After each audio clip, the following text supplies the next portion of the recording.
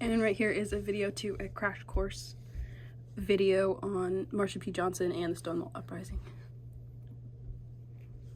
STAR. Now, STAR stands for Street Transvestite Action Revolutionaries, and this was the fund that Marsha P. Johnson and Sylvia Rivera started.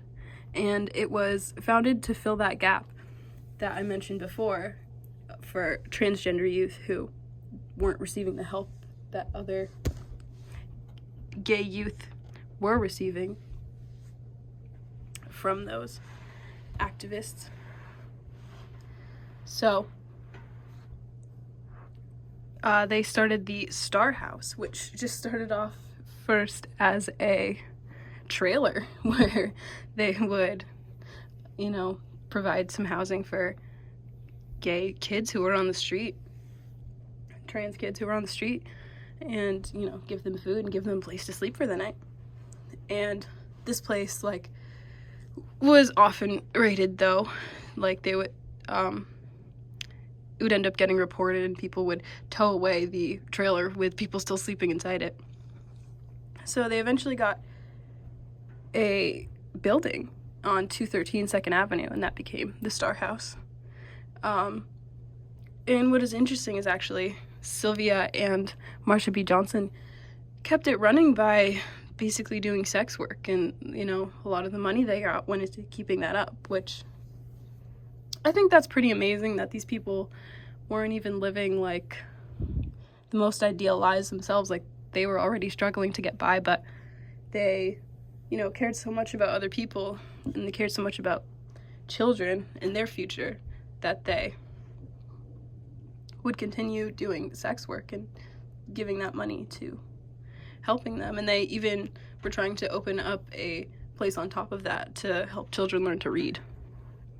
And the Star House became the first LGBTQ youth center in America, the first led by trans women of color, and the first by trans sex workers. So later, life and death. Marsha P. Johnson toured with Hot Peaches, which was a drag show, and she also collaborated with Andy Warhol and some other famous people. And here are two paintings he did of Marsha P. Johnson.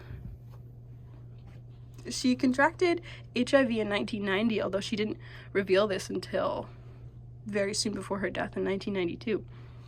And she was a member of ACT UP and was an activist for people with HIV and tried to normalize it. She was found dead in the Hudson River July 6th in 1992, and the circumstances are still very much unclear. It was, most people essentially thought it was a suicide, and Marsha had been to a mental hospital several times in her life, although many people say it just, and her friends mostly said it doesn't seem like her. She was just such a bright person who was doing so much, and that didn't seem like something she would do. So the case was closed for a while, but it got opened back up recently, semi-recently.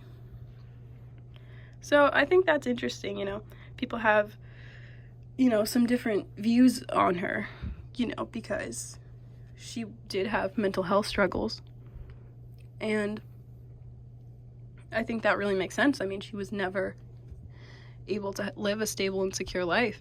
And I also think it's very interesting that she was a sex worker and she had to deal with all of that while also being someone who had been sexually assaulted in her youth. And she must have had lots of trauma from that and from the outside world, but she just kept doing, and she gave so much of the little she had to help other people. So now there is a monument in Christopher Park for her, as you can see in that picture, and I think that's very cool. What they did is they made it so she has a tiara on her head, but people can weave real flowers into it because she wore flower crowns, and I think that's very cool. Although this wasn't put up by the government, it was put up by activists and artists who thought she deserved it. And right now, trans people have an extremely high suicide rates, and also homicide rates, especially Black trans women. In 2020, there was 6 Black trans women who died in a span of 9 days, and people refer to it as the pandemic within a pandemic. So I think it's very important that we keep talking about trans people, and we keep paying attention. A lot of their rights right now are also being taken and stomped on by different state laws. And even a gay marriage wasn't a human right until 2015. So it's really important that we keep pushing and we listen to trans people and we make it so their lives are more livable.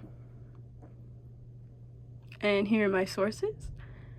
And here are just some pictures of what I thought were very, very nice. Thank you.